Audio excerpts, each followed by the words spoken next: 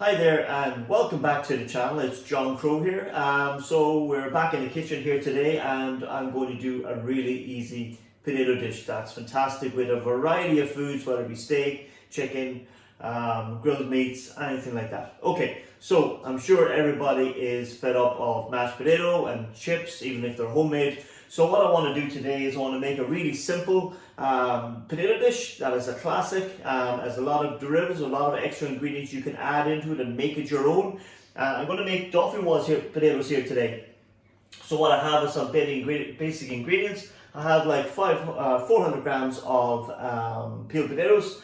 I have about half a pint of milk and I've put about a quarter pint of cream into it. I also have a chopped clove of garlic, and what I'll do is I'll also add on the video at the end there, at the end of this video here, how to chop, peel and chop garlic.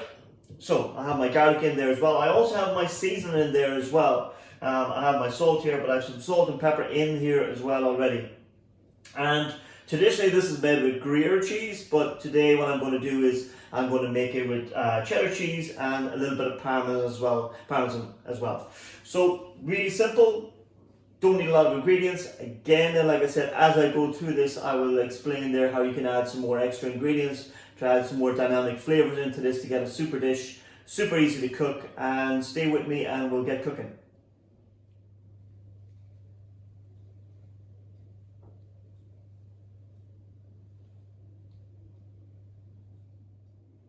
Okay there, so we're going to make a start here to make this fabulous dish, Dauphinois potatoes, like I said. So our first ingredient or number of ingredients that I'm going to use is I've got my milk, my cream, half pint of milk, quarter pint of cream, my seasoning, my salt and pepper, and my crushed garlic in here. So what I'm going to do is I'm going to add this to my pot. Now, this is the way I make my Dauphinois potatoes, and I feel it is a better method than others. It's my recipe, and this is what I always do and I always follow. So what I want to do here, and the purpose of doing this, is I want to infuse the flavour of the garlic and the seasoning into the milk and cream. Now I can also layer other flavours into this, like chorizo, or I could put some pancetta, or even just some smoked ham or some smoked bacon. And again there you're adding another depth of flavour, another level, another layer to that. But here I'm keeping it really simple here today. And what I'm going to do is I'm just going to infuse this first to bring those flavors together, to infuse the garlic flavor into the milk and cream. And that's the first stage. And then I'm going to follow on now. The next stage is I'm going to slice my potatoes. Okay, so while our milk and cream and salt and pepper there and garlic is infusing on the side there, what we need to do is we need to slice our potatoes next. So I have peeled about 400 grams here of potatoes. That should give you about 4 portions. And what I've also done as well, I have my dish here at the back here, and I've greased this with some butter. Again there, just so it's just a preparation method we would do. We just grease a little bit of butter. I'm going to season that as well. And it just kind of helps that your potato dish won't kind of stick to your dish, and it'll be easier to remove if needed. Okay, so potatoes then. Now again then, I had these in water when I peeled them earlier.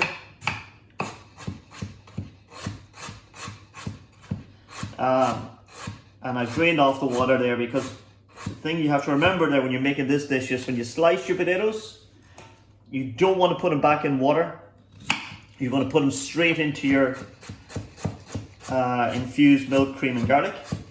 Just be careful as well when you are chopping spuds. I would always be careful that the starch, when you slice the potato, can make the knife stick to the potato and you could end up cutting yourself. So just be careful, take it slow.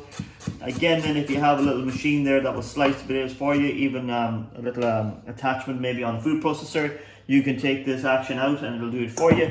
You can see there as well with a potato, like I said, I would never try and slice potato like that, like it's kind of a barrel shape or circle, because it's too easy to move. I would always cut it in half, put it down flat, and then it's easier, it's a more stable object for you to slice. So that's the next stage there, just slicing our potatoes.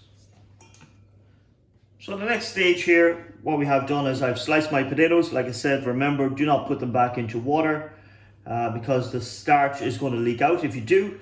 What we want, obviously, is we want the starch to leak out now into our infused milk, cream and garlic. So we add it to our warmed liquid here.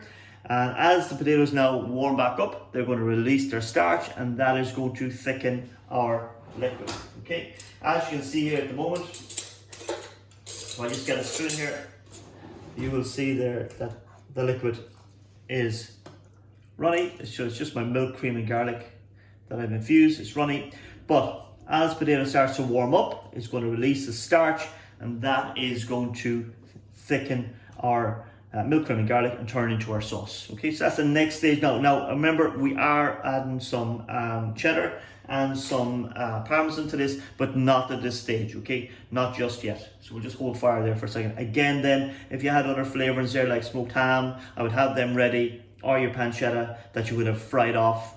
I would have them on the side ready to go, but I wouldn't add them in just yet. Okay, so we have come back here now. We've cooked our potato. We've allowed it to release the starch into the milk and cream and garlic. So this is the next stage here. We can see here as well that my sauce is now thick. Okay, at this stage now, like I said, if you had some other ingredients there that you want to add another dynamic flavor to it, like some parmesan or some chorizo, or even some smoked bacon or some smoked ham, then this is the stage you would add it. I've taken it off the heat there as well, just because I'm just about to add my grated parmesan and my matured cheddar cheese. Now, I've taken it off the heat because you don't want to add your cheese in when your item or your liquid is boiling, because what will happen is your cheese will get stringy, and we don't want that. We want to just distribute it nicely through it, but we don't want it to be stringy. So we're going to add it, we've taken it off the heat, allow it to cool just very, very slightly, and we're going to add it in. Again, if we have some herbs there now, some parsley or some chives, even some spring onion there, would be really fantastic there as well to add it. Now again, then another idea would be that in the beginning there, you would have sweated off some onion before you added your milk, cream and garlic, and that would be another option there if you wanted kind of an onion flavor. Like I said, spring onion or chives there will be a lot lighter to give you that kind of onion flavor, and it's really, really nice, and it permeates through it as well, which is very, very good. So like I said, I'm going to add my cheese in and out. I'm going to combine it, mix it all through, and we're going to add it then to our pre-prepared dish here on the side. So as I said there, we've just taken it off the heat there. You can see there that my liquid is now thick. It has been absorbed by the starch has been come out of our potatoes and has been absorbed into the milk, cream and garlic. So now I have a beautiful thick sauce that I can now add my other flavorings into.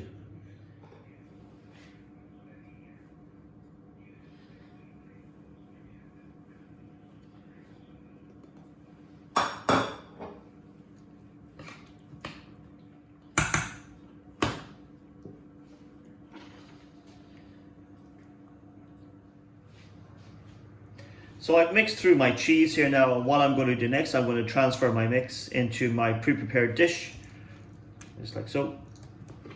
And this is lovely and cheesy, and this is going to be fantastic. Now we're going to once I've done this, I'm going to transfer this into the oven. It's going to take about, say, 35 minutes or so. What I've also, just a wee note there, what I would always do is I would keep a little bit of my cheese back, just to help gratinate it or color the top of the mix there as well. So this is going to be a really full dish of potatoes. Yeah, like I said, this is fantastic. Now you could make this in advance, and you can warm it up or warm it through in the oven the next day. And I would do that sometimes if I know I have a busy service, or if I know I'm doing a dinner party or something like that. There we go. So we get the last of the potato out. Just take that away. And just push it down there. So we have a really nice full dish there. And there we have our beautiful Dauphinois ready for the oven. So we're going to give these about 35 minutes at about 180 in the oven to make sure they're cooked through, and we'll come back and see them then.